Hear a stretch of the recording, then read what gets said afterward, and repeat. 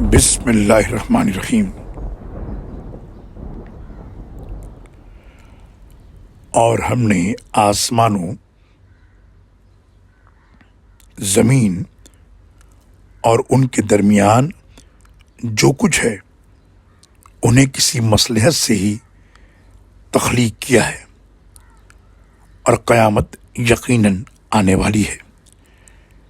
لہذا اے نبی، ان کفر کرنے والوں کی بےہودیوں پر شریفانہ تحمل کرو۔